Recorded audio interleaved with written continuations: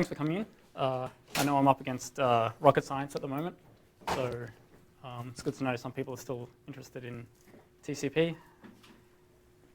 So I guess I'll preface this by saying that I only got invited to speak on Thursday of last week, and so between traveling halfway across the world and organizing all of that and getting here today, I had to write up some slides, so it's going to be a little bit higher level possibly than what people may have expected. But that's all right, I'm here for the next couple of days, so if there's anything that you're interested in or whatever, hopefully this gives you a good overview of what's happening, and you can come up and talk to me about details or anything like that at any point. So basically, the talk's going to be kind of divided into two parts. So firstly, I'll talk about MPTCP itself. I guess there's a couple of different multipath kind of solutions out there, and I guess people have different ideas about how that might work and whatnot.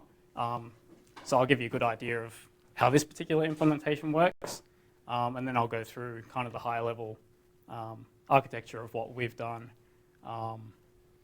where our patch is at the moment. It's not completely 100% quite yet, and just some of the experiences that we had in following a internet draft and now to experimental RFC, but some of the pitfalls and fun that was had there. So who was working on it? It was myself and Lawrence Stewart, who's kind of a bit of a more experienced FreeBSD developer than I am. In fact, I'm completely new to it. I drew the short straw, so I get to present today, but basically it was us, with me doing kind of the legwork programming, and Lawrence was kind of coming up with the architecture and kind of doing the heavy thinking. That's our website there. There's a link section at the end. I guess you can grab the notes afterwards if you really want to check it out. So about me, I'm pretty much an unknown quantity, I'm sure, to everyone here. So there's nothing particularly there. I know you're all probably thinking I have a fantastic resume, but that's pretty much about it there. I've done previous research work, mostly in kind of the field of traffic classification and machine learning and quality of service, and kind of automating that process for home users. Like I said, I'm pretty much new to FreeBSD. It was almost a year or so, pretty much, where I sat down with the developer's handbook and sort of decided to try and find out what this kernel thing is that people keep talking about. And I guess it's a little bit lucky, but given the keynote presentation that we had, because I'm a professed FreeBSD newbie, you all have to be nice to me. Okay, so MPTCP, basically it's a experimental RFC, and there's a few details about it, but I guess the two main things that are going to be of interest to people are it allows a standard TCP connection on a multi-homed host to use multiple interfaces, okay? So you're not bound to a single interface when you start up your connection, and that can change dynamically over the life of the connection. And the other main thing, of course, is that it's backwards compatible with existing TCP. So with TCP applications. So basically, if you have an application that's using TCP already, it doesn't need to change at all. You basically run it as you would normally, and in the kernel underneath, MPTCP does all the magic to make sure that that connection can work over multiple interfaces. Okay, so why do we need multipath TCP? I guess one easy answer is that we've got a lot of devices which are multi-homed now. Of course, all our mobile phones are multi-homed. If you have a fancy netbook, it may have 3G in it as well, or LTE. And of course, data centers, they have plenty of interconnects and lots of interfaces everywhere. And with traditional TCP, you're not taking advantage of this. You've got this kind of extra capacity that's not being used all the time. You're setting up a connection. If your interface disappears at some point during the connection, then you have to tear that connection down and start a new one. Particularly if you're mobile, moving between Wi-Fi access points, or I don't know, Wi-Fi and 3G, then TCP, the traditional TCP, is not going to help. Of course, like I've said, there's lots of kind of solutions out there already. A CTP, I suppose, is something that you might use to use multiple interfaces, but of course, NAT kind of makes that difficult to use on the internet. So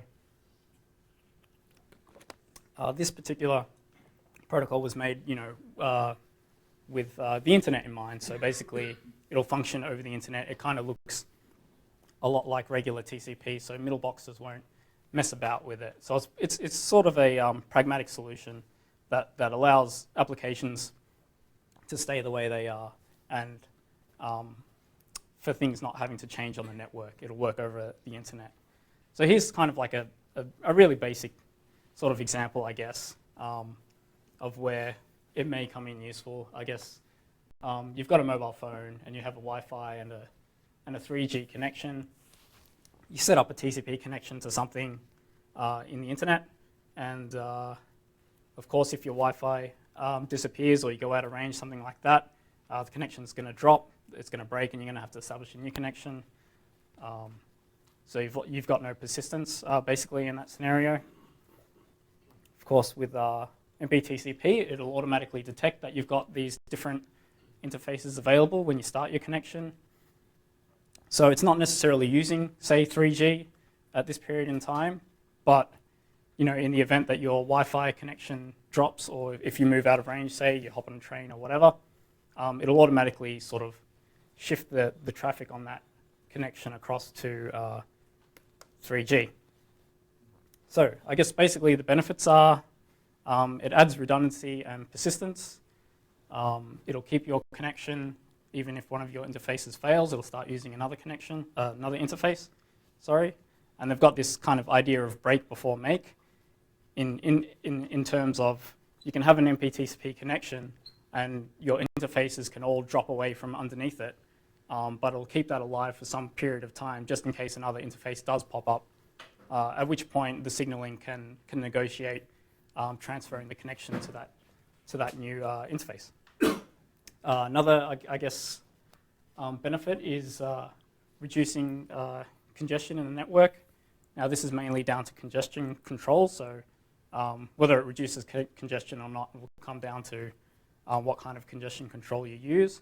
But if you are using kind of the pooled congestion control that's recommended with the spec, it works in a sense of moving data away from congested links, and it'll kind of favor links that are being underutilized at that particular time. Okay, efficiency, of course, parallel paths. You can use capacity that wasn't there before. Well, that's in your system, but you couldn't use with traditional TCP. And like I said, it works with standard TCP applications. You don't need to change anything. You can just call a socket as you would generally. So this is kind of what it looks like from a kind of really basic standpoint. So you got your socket, you got MPTCP kind of sandwiched above where TCP would have been, and you got these subflows in here, which are basically acting like TCPs on the network. So what does your application see? Well, it just sees the top of the MPTCP connection, doesn't see any of that stuff that's going on underneath. Of course, there's a whole bunch of signaling involved to negotiate all this sort of stuff. And the spec, I don't really go into the details for it, but the spec kind of really talks about why this was done. But the signaling is done in TCP options. So there is a MPTCP option and a whole bunch of subtypes, which are used to provide signaling. Okay, and of course, the decisions about which subflows to send data on and things like that, that's basically decided upon by congestion control. But there's also, other methods. So at the moment, I'm working on a vehicle to infrastructure project, and as part of that, we're kind of interested in using MAC layer kind of Wi-Fi statistics to kind of help with these decisions. And so basically, there's a couple of, broadly speaking, there's sort of a bunch of logical components that make up, MPTCP as it is. You've got your path manager, so that kind of relates to identifying the interfaces that you've got available on your host, but also picking up messaging from the other end host and saying, okay, well, they've got this interface available to the connection, and so forth. And it's all kept in the path manager, which doesn't necessarily need to be in the kernel. It can be, that's why it's kind of a little box on the side. We use sysctls to kind of hardwire in our interfaces at the moment, but technically this is kind of done separately from the main kind of MPTCP implementation, and you kind of talk to it when you want to know what interfaces you've got and what interfaces are available. You've got the congestion controller and the packet scheduler, which kind of are interrelated in that the congestion control really is keeping all your statistics about your different subflows, about your congestion windows or RTTs, things like that. And then the packet scheduler, which makes kind of the decisions about when a flow is able to send something, it'll talk to the congestion controller and say, you know, what are the statistics at this point in time, and based on that, it'll say, okay, I'll use subflow N or subflow 12 to send this particular bit of data. That'll probably become clearer, hopefully, as I go along, but if it's confusing, just interrupt me. So this is the signaling, basically. So you have TCP options, and you have an MPTCP type, which is I can't remember the exact number, but it's like an official type in TCP now, and then you have a bunch of subtypes, depending on what you want to do. This is basically all of the signaling. So you've got signaling for establishing connections, adding new addresses to an existing connection, a bit of sort of metadata relating to sequence spaces, which I'll go into in a little bit. And this stuff I kind of won't cover, but that's basically connection teardown, priority channels and this and that. Okay, so just an example, quick example on how the messaging works. This is just a connection setup. So basically you send a standard TCP three-way handshake. It's kind of a four-way handshake because we need this extra little ACK on the end. But basically you add your TCP option for MPTCP, which is MP capable. The passive opener, if they recognize that option and pass it, then they'll also put an MP capable. Now there's a bunch of keys and whatnot which are associated with this that I'm not going to talk about, but basically the options are in there. You detect an option, you go through the handshake, and at this point here, it basically identifies it as a multipath connection, and after which you can go through and use add address and join and all that sort of stuff to bring up additional interfaces. What prevents in the add address some evil person from adding address that's theirs? Well, there's actually tokens and keys, and so there's keys exchanged in this initial exchange here, and then you have random numbers and hashes that you take of that. If someone's able to, well, I guess this is a security issue that hasn't been resolved yet, but if someone's able to sniff out your initial setup, then they can get all your keys, calculate all your hashes. No private keys allowed on each end.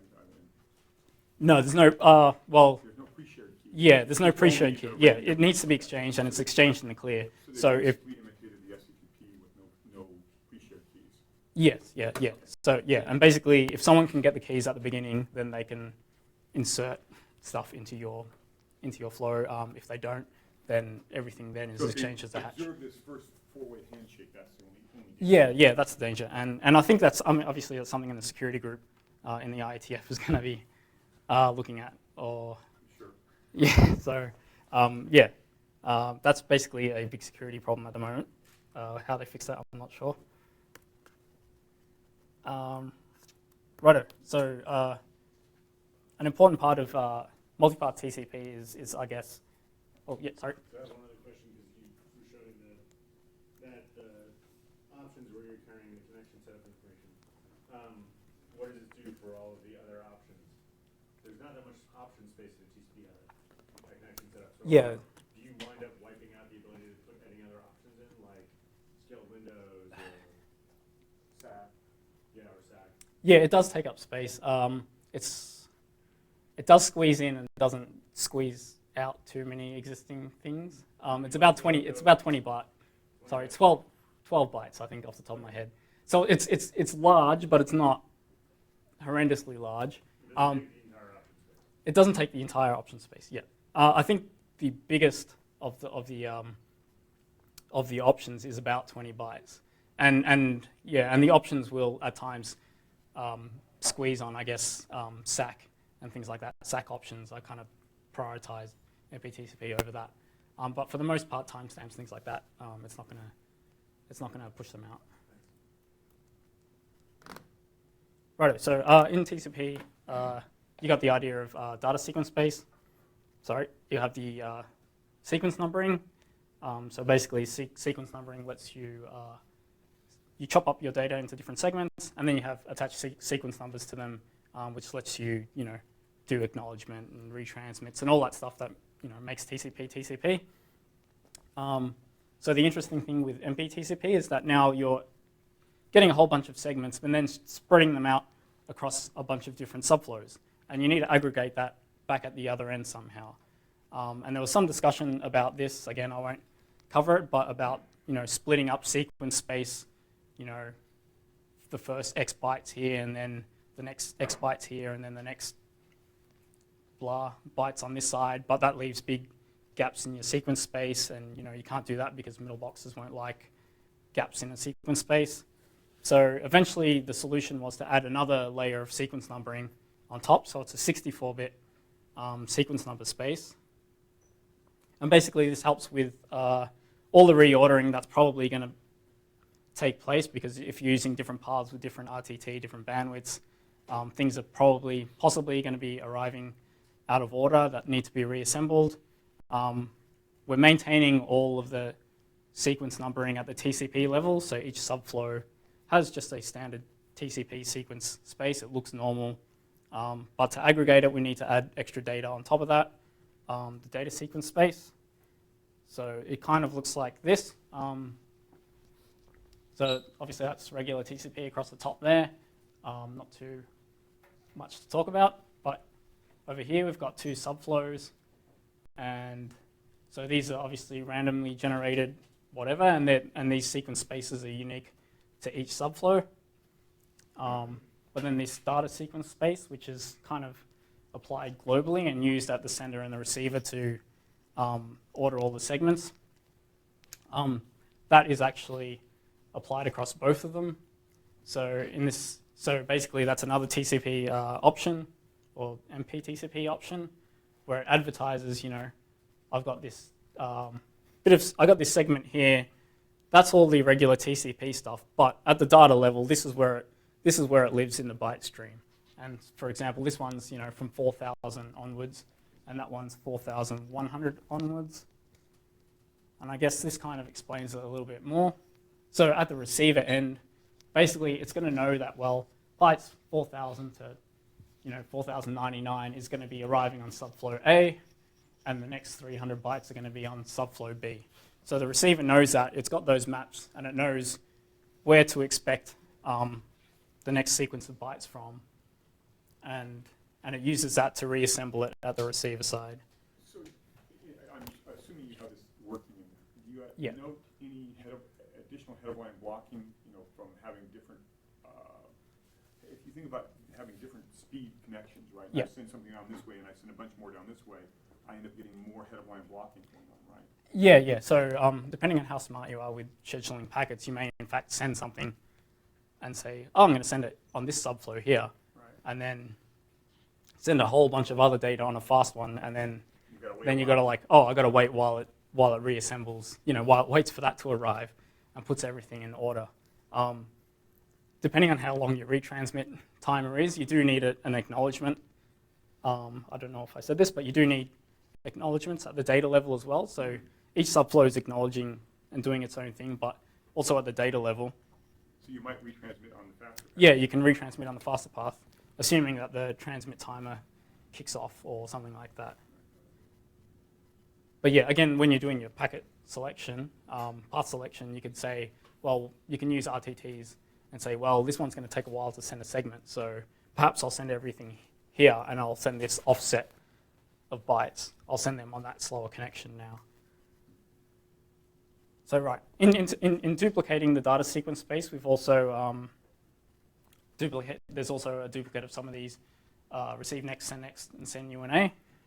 It's purely cumulative, the acknowledgements at the data level, but basically that works like it would in TCP, but it's just working at one sequence space removed. Not quite sure what I was smoking when I made this diagram. So it's a little bit confusing, but basically what it's trying to illustrate, it doesn't actually work like this in implementation, but what it's trying to illustrate is that you've got a send buffer, you've got a bunch of different subflows digging into the same send buffer, and you're maintaining at the data level, you're maintaining a list of unacknowledged bytes here. Okay, and it's going to hand down a bunch of segments to each of these subflows, and then that subflow is going to do its regular TCP thing and send data backwards and forwards and say, a packet's lost or whatever. It's got its own list here where it's going to say, okay, I need to retransmit that or whatever. Assuming everything's in order at the sender here, reassembly has occurred. It's going to sort of push that up again into the multipath layer where we can now look at the data level sequence space and say, okay, do we need to reorder it now? Okay, and just a quick word on congestion control. I think I alluded to it earlier. There is a couple of congestion control for Multipath TCP RFC floating around. I probably should have put a reference in. But basically, the idea behind that one is being fair to TCP. So if you're on a bottleneck link, you've got a single regular TCP connection on it, and you've got your two multipath flows. You've got two multipath subflows going through the same bottleneck. They're basically going to divide up so that they're not kind of taking all this extra bandwidth away from standard TCP. It also does a bunch of traffic engineering in terms of it'll move data onto less congested paths. And again, that's not part of the specification strictly. Did you guys implement it? No, the UCL guys did it. Yeah. This is the really small bit. The rest is kind of engineering. Yeah. Congestion control is like the main challenge, and that's hopefully what we'll be looking at eventually when our platform is stable enough. Somebody implemented this congestion control model for SCTP, authored, published by. Yeah. I think someone's implemented, you see, we've had CMT, which is equivalent to TCP for 3 years before you guys even. Okay, I thought you actually implemented. Pardon? I thought you implemented that coupled one I for. helped Janah implement the CMT. Right. We didn't do the congestion control. In fact, in previously, CMT is turned off by default because we didn't have a congestion control. And that's the nice thing that Mark did when he defined the couple congestion control. Yeah. I think someone implemented, but I can't remember. Yeah, so strong. Anyway, this is the interesting bit. Yeah. Again, I'm probably not doing it justice. I'm talking more about our implementation, but yeah.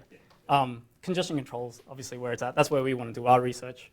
Our approach is more about combining loss-based and delay-based congestion control. So is that the stuff that Fred sponsored originally, that Hamilton Institute originally did, that you're going to apply to MPTCP? Yes, the Chi delay gradient stuff. Yeah. So we're hoping to test some of that. And I was with Fred when we started that work. oh, right. Cisco, Yeah.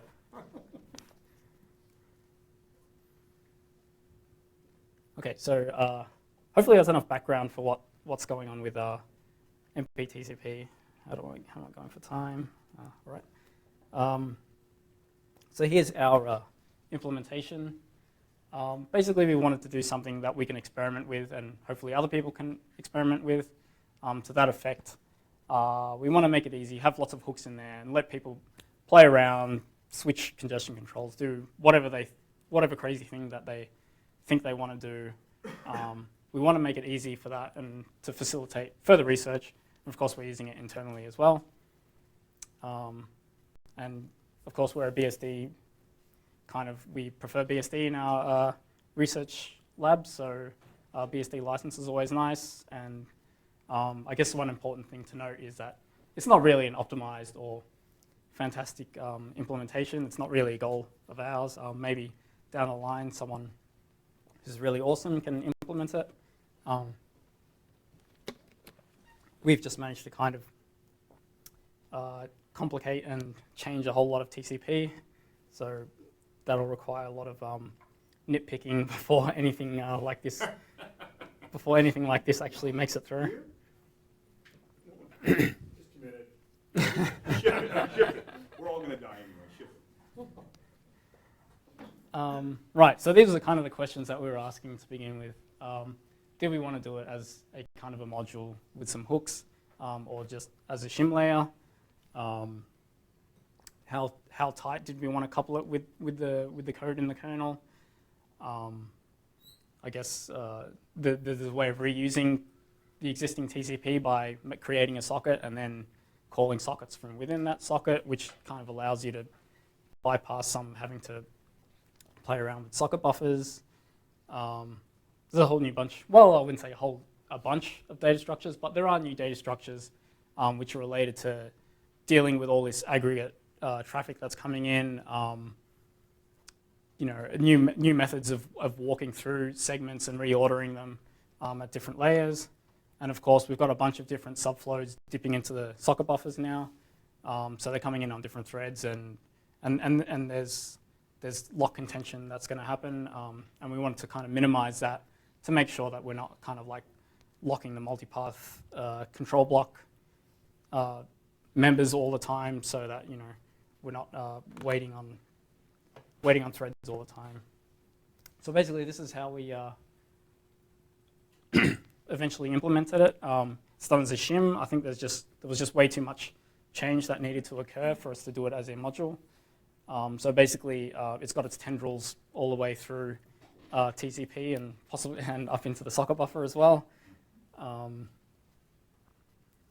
We've taken the existing transport control block and kind of redefined that as a subflow control block and added a multipath control block, which kind of sits above those now and takes care of the multipath kind of side of things.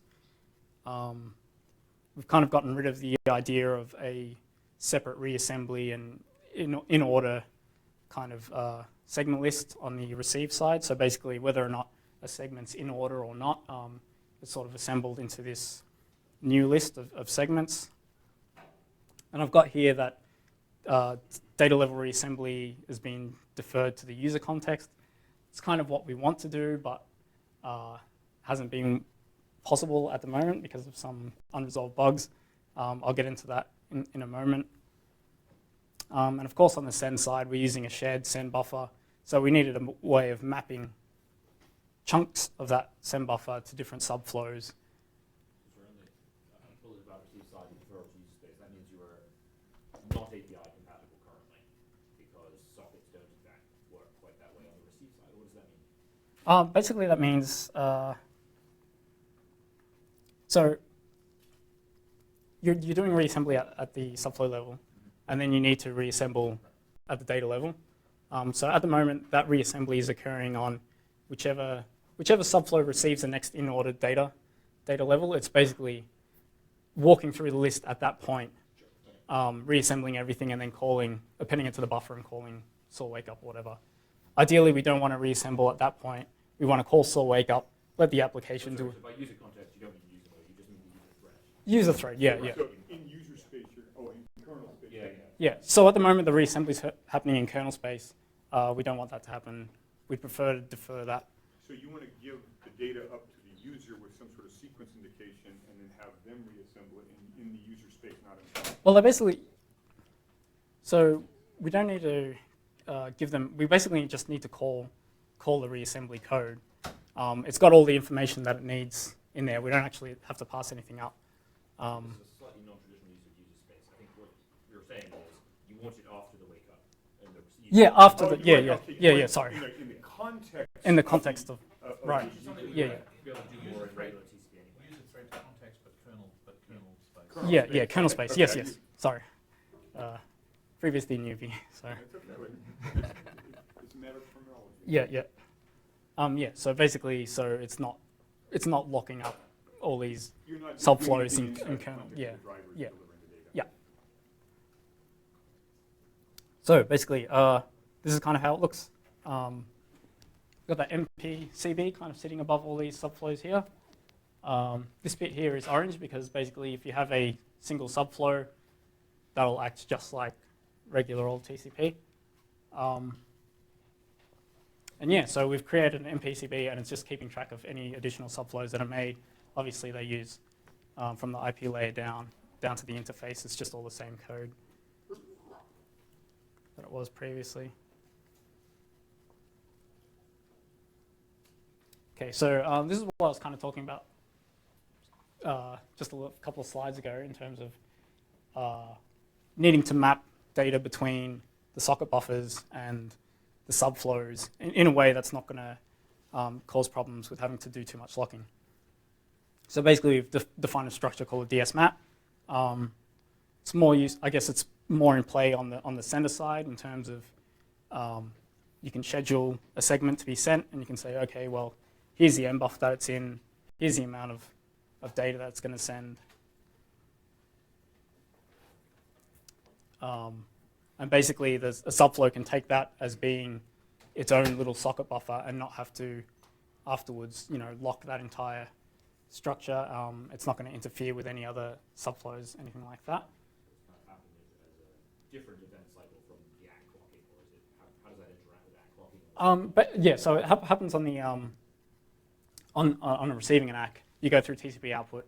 At that point, you're calling the scheduler, and the scheduler is checking the actual socket buffer on the behalf of the subflow and saying, okay, well, I'll give you this much. Here's where here's your offset where you start, and here's how much data you've got. And then the subflow is going to take that, and then it's going to, as long as that's got valid data in it, it's not going to attempt to call back into the packet scheduler, and it's going to exhaust that. And once that's done, then it'll call back in. If I get a data level ACK on another subflow, is it possible to kind of rescind the delegation of those segments to one subflow because it's already been received on another subflow? Or it doesn't have that much data, so it doesn't matter? Yeah, it shouldn't really matter. It may transmit it, and the receiver will just disregard the duplicate. Yeah, I guess the smarts probably can be put in to do that, but we haven't. Distributed systems problem, so. Yeah. I don't know if that's true. In theory, you're supposed to be acting just like a TCP connection. And if you take it out, if it's already assigned to secret, some of that might get over. Each subflow is supposed to be, quote unquote, visualized as a TCP connection Right. itself. So it might be redundant. How do you go with the situation where you can declare one subflow dead, like it's obviously there's something wrong with one of the intermediate machines, it's just never going to finish. It's dead. Yeah. And it's got outstanding data that needs to be sent. Yeah. You have to rescind, you're going to have to rescind the allocation or something. Yeah. Well, in that case, that subflow is closed, and then because there's a retransmit timer at the data level, you won't get an acknowledgement of that data, and they'll say, okay, well, I'm going to retransmit that block from another subflow. So that would look the same as if that subflow was just really, really slow and a retransmit goes off and we decide to send it someplace else. Yeah, It's the yeah. same sort The of data thing. will just arrive. It's really, really slow. It's never getting there. Yeah, it's never going to get there. Yeah. So it's going to say, well, I don't want to allocate anything to this now, but there's all this kind of outstanding using kind of your DS send UNA. We've got this. Unacted data, the data that remains in the socket buffer as well as copies pushed down into the subflow, or not copies, but kind of referenced additional. Yeah, it remains in there as long as so even if it's been ACKed, if it's referenced by other subflows, it still stays there. So that means that the dead one is going to keep that stuff in memory, so to speak, even though it's been acted from somewhere. Well, it'll be removed and it won't have that mapping At some point, anymore. we're going to Yeah, kill the subflow. yeah, we'll kill the subflow. Yeah, That will The remove question the I was reference. actually getting is the socket buffer on the transmit side remains authoritative with respect to what has and hasn't been transmitted to kind of the meta layer. Yeah. Even if copies of that data may have propagated down to individual subflows for whatever reason. yeah. Oh, screensaver.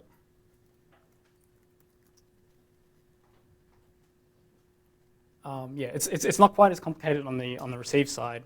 Basically, what it does is it takes the map that's advertised as part of the multipath protocol, and then it just creates a map based on that, so that each subflow knows how much data it'll be expecting, and basically once it's filled up its map allocation, then it can pass that up a layer, and that's when the data rack can be sent. So. So things can only go up in a layer once contiguity is established, or it can go up a layer without contiguity being established at the upper layer. Sorry, in terms of like. Well, traditional TCP, you have kind of the unordered. Yeah. So Then you got anything that gets into the socket buffer at that point must Yeah. be ordered because socket Yeah. buffers are ordered Right. contiguously.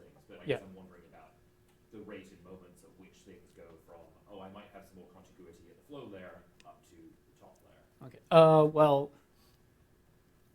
if I understand what you're saying correctly, the subflow stops worrying about things once it knows it's contiguous as far as it's concerned, and as far as the mappings that it's got is concerned.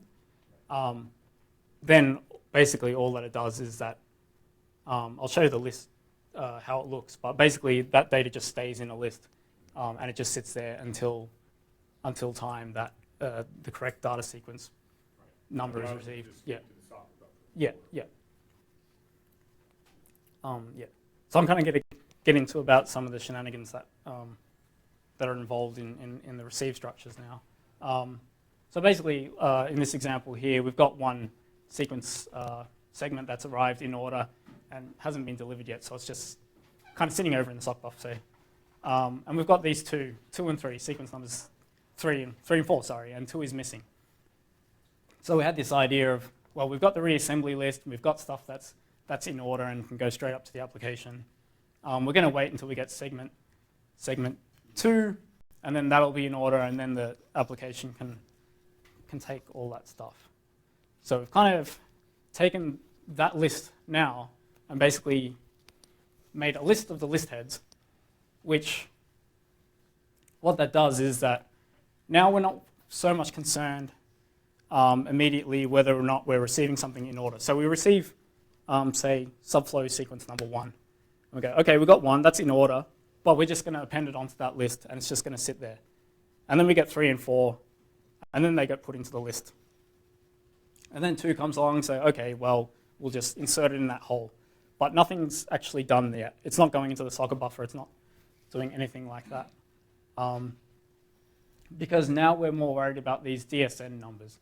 So we've got, say, for example, in subflow 1, we've got sequence 24 and 26, I don't know why. But DSN 1 and 3. So that's not in order at the data level. Okay, and we've got DSN 4, which kind of comes after that one. Once we get DSN 2, then we can do reassembly, which is kind of shown here. So these are all data sequence numbers, and we can assume that everything's in order at the subflow sequence at this point. So we've got DS1, which is arriving. Okay, it's on subflow 1. It's going to be inserted on the bottom of the list here, assuming that's all in order. And now we know, okay, that was our one that we were expecting to receive now. So basically, we're going to lock all of the lists, receive lists on each of the subflows, and we're going to go through and reorder everything at the data level.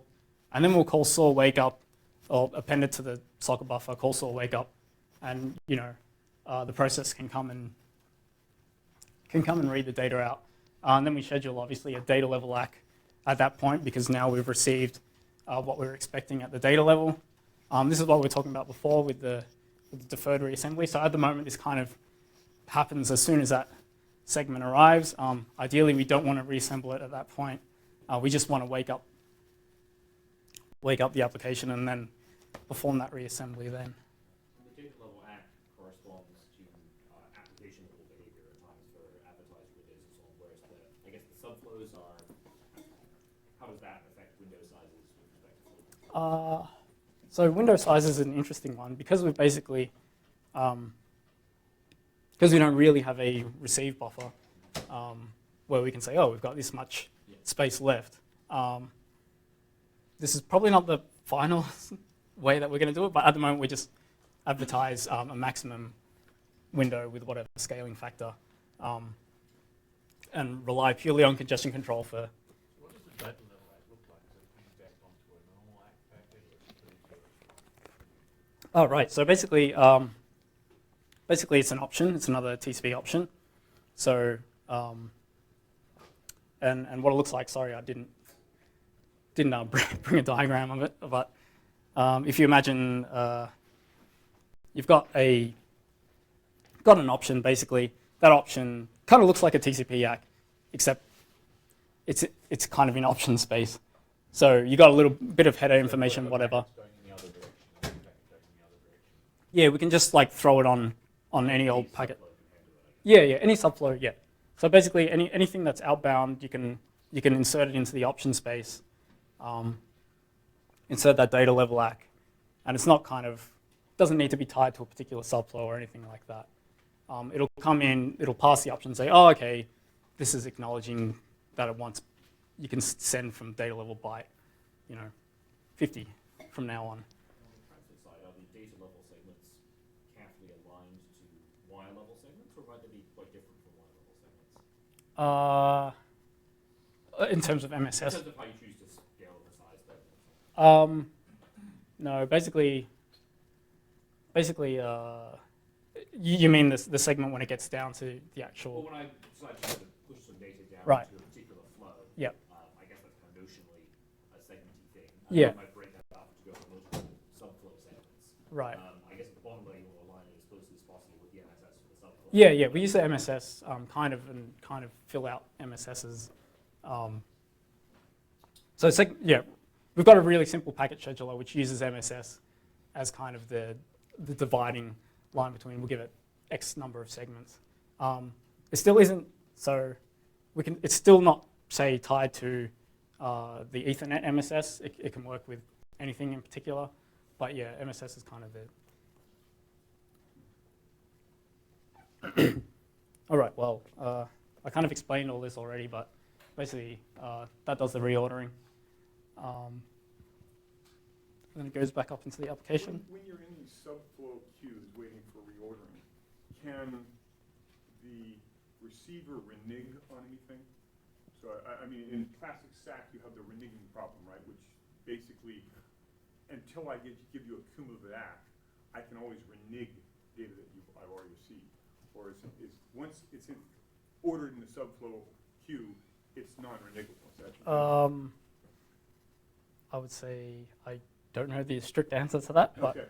Well, I mean, but yeah, it's really I haven't done relevant anything that allows that to happen. From the send buffer side, Yeah, it's yeah. very relevant because once I know it's non-renegable, I can Okay. free it and now I can add more to my send buffer. But if it's renegable by the receiver, Right. then I have to keep holding it in my send buffer, and that causes something Yeah. called send buffer blocking. Okay, I don't think the send buffer doesn't actually clear anything until it receives a data level ACK. So At the very top. yeah, at the very top. So, So yeah, it's anything. all Yeah, renegable then. Yeah. You may know you've got one of the initial sequence of that, but until you've got the whole chain.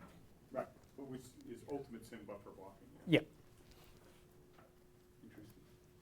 That's what I was worrying about, because if you have one subsession that dies halfway through, it's got acts for 3, but it really needs to get acts for 6, so it's sitting there holding some buffer free until it's space for until it's.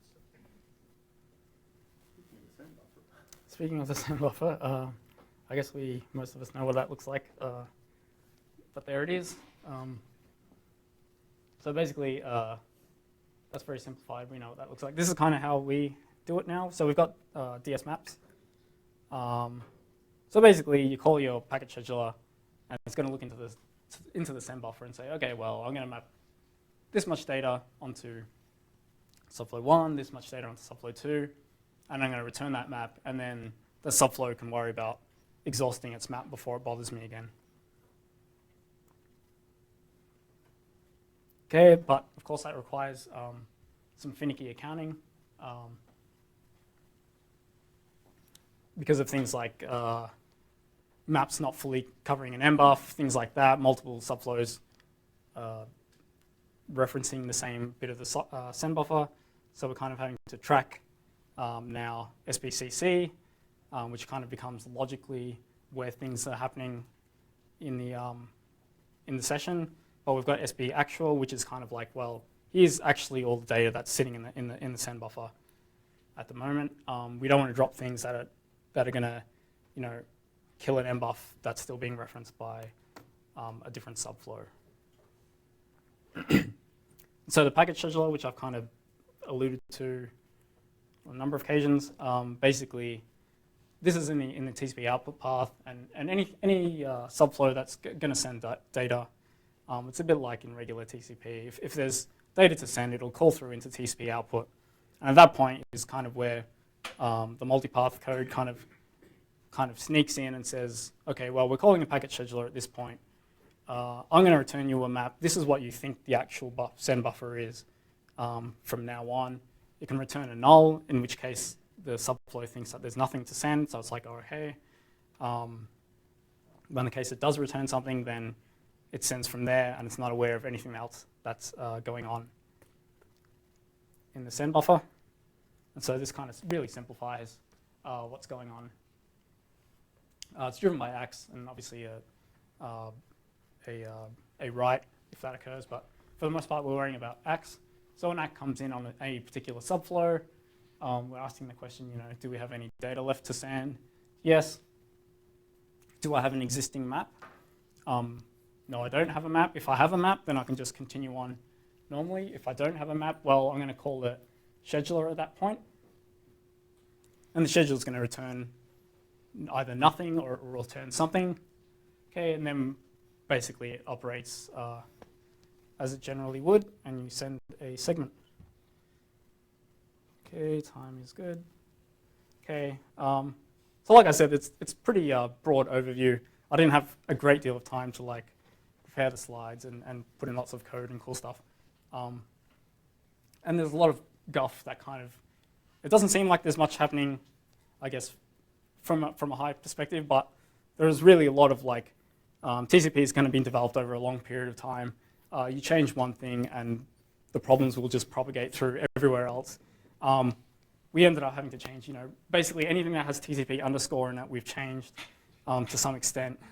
Probably things that I can't remember at the moment, and we've added some new source files in there as well. Why did you change the socket? The socket, why did we change the socket? We're doing something to do with, I can't remember off the top of my head, but there was a lot of things grubbing around in the socket buffers, and we added a macro to make that a bit more direct. But we also put in calls to do our deferred reassembly. So the code's in there, but it's kind of not enabled at the moment, because that's kind of where it's going to be called from, assuming that it works. Other properties of the socket buffer, such as available data to reflect. And we have to add in a bunch of macros to like disguise SBCC and SBActual from wherever they're being checked, which is in apparently a lot of places. What else was there? Now I can't remember. And NFS was doing some weird things. Yeah. Yeah, and Never tried. one thing about NFS though is if you're trying to change TCP and your testbed is running over NFS, bad things in TCP, if it doesn't boot, then you know straight away that something's wrong.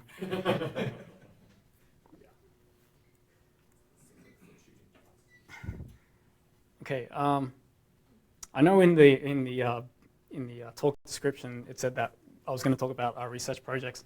We haven't really been able to do too much, obviously, because it's taken a little bit of time to get the implementation working. But this is the kind of thing that we're looking at doing, I guess, over this year. Myself, I'll be looking at vehicle to infrastructure stuff, so 802.11p and mobile data and little onboard units that are running MPTCP. Basically not for non-safety applications, so entertainment like streaming videos, playing games, and things like, onboard car telemetry being uploaded in the background. The real stuff that we really wanted to get into but haven't had a chance to yet is the congestion control business.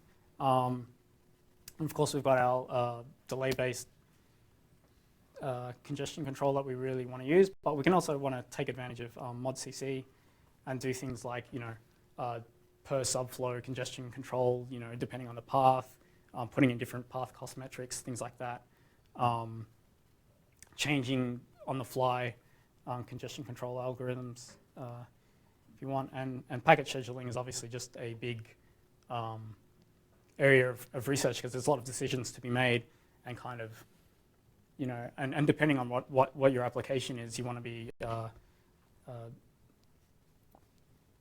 allocating segments to subflows in a different way. Okay, well, these are my observations, and mostly because I sort of came into it completely unaware of, developing the kernel and all this sorts of thing. Not conferring with Lawrence earlier on kind of comes back to bite you in the bottom. But you know, doing things and then unwinding things is a huge process. Any kind of architectural decision you make early on that doesn't work out will mean you're in the lab 7 days a week, 20 hours a day. Well, maybe not that much, but close enough. And there's a lot of accounting in TCP.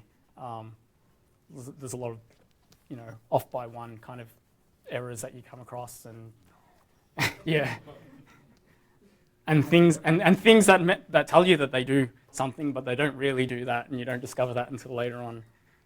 And of course, there's the whole aspect of implementing something from an internet draft. That's kind of a work in progress, and is very. I'm not sure if tightly coupled is the right word, but it is kind of in some parts related to the reference implementation. So, being that the people who wrote the Linux reference implementation had influence over the draft, there's kind of assumptions and things that kind of didn't occur to them that kind of made us scratch our heads a little bit. We interpreted things slightly different. The draft would just suddenly change without warning, and things that we'd implemented were like no longer needed, things like that. And of course, we're continually patching, so we've released a couple of patches. The implementation isn't really anything above kind of alpha quality at the moment, but we're sort of slowly, every couple of weeks, putting in the extra features, making it more spec compliant. It's interoperable for X number of packets. Well,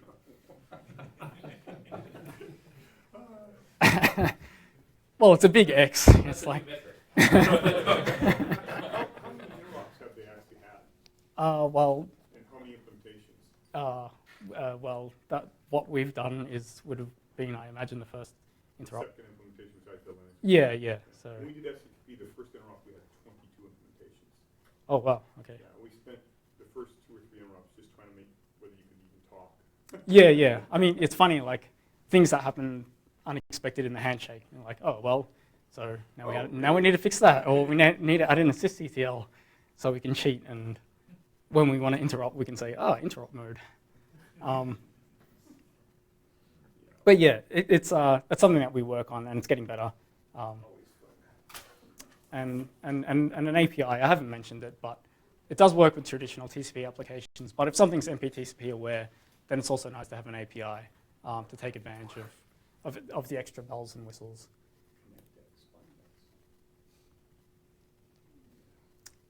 Acknowledgements. Well, Cisco provided the funding, so props to them for keeping me in employment for a year. And of course, the BSD can. They left it late, but they did eventually invite me to speak. And hopefully it's been something that's educational for everyone. And like I said, please come up and ask if you have specific questions. I'll be hanging around, not doing too much, so I'll be happy to talk if you have anything to say. And follow up these links. Because they'll cover a lot of what I've kind of skipped over, particularly the how hard can it be paper, which really talks about why a lot of the design decisions were made and the compromises that had to be made and things like that. And that's about it. Questions? So I assume that when you say multipath, you mean basically it would only become multipath in the situation where you supplied 2 different addresses for the other end, because otherwise both Yeah. take the same. Do Yeah. you have any facility to take 2 sessions from the same address and force them out 2 different interfaces, and thereby through 2 different ISPs and so on, even though it's the same destination address? So you've got 2 interfaces, and then. So you've got 2 interfaces going, or you have two interfaces which go out to networks, which eventually go out to 2 different ISPs. Right. So that would be multipath, at least for part of the path. Right. So whether you can force that to occur. Do you have any way of forcing 2 different sessions with the same IP to the same destination IP, but somehow, is there any way that a firewall or something can tell the difference between them and force them out other ways? You can do it only, and I noticed his list does not include route.c nor radix.c. I had patches for SCTP that would do that. And you had to change the routing and actually have an additional type of route so you could say, Well, what I was thinking is whether or not you could specify different fib for the two different sessions. same basic idea. You have to have changes in the routing infrastructure to enable you to say, I want to route this way. And like say I have two default routes, one going to ISP AT&T, one going to ISP Verizon. You want to be able to say, I've already got this route, give me another one for this address. And then that leads a different way. And you can do that, but they got to change some things. No, I didn't do it. I'm sure yeah, you didn't. It's So Randall's answer stands for that one. interesting problem. You can certainly assign a different fib. Would be a very quick way of doing it. That would be, but when I did it, there was no fibs. So have you noticed any interactions with hardware offload features at all? Interactions with hardware offload features? Well, we disabled hardware. Yeah, basically because we didn't want it chopping up our packets and things like that. Hardware offloads don't like options. Yeah, You'd be surprised at how nastily weird the hardware can do to things with options, whether IP or TCP. yeah. Basically, we've been disabling that for now, in case it does anything funky. One of the things I talked to Mark Handley about a couple of years ago was that RSS might interact in interesting ways with MPTCP, in particular. The use of toplets and key hashes will distribute overflows to different CPUs, because that's just what happens. You see that as a feature, or is that a problem? Short answer, I'm not sure. I haven't even thought about much. I guess it's a performance thing. If the locking was right, it could be a feature. Yeah. Well, I think If the locking was no good, it could be. and scalability across different subflows and so on. It sounds like it might be a feature. Yeah. But it might also be a problem. Sounds a bit like you could take one huge TCP, a segment, one of the big, offloaded segments, just hand one entire of your segments off to one queue. and put There's it more on another. opportunities But for the question is, parallels. how big are your segments that you're passing? So the difference, not the. All right, the segments down to the in the not mappings. The frames, but The subflows. Yeah, to the subflows. Subflow chunks, whatever you call them. Oh, geez. At the moment, it's just really And then a loose, more than an MSS.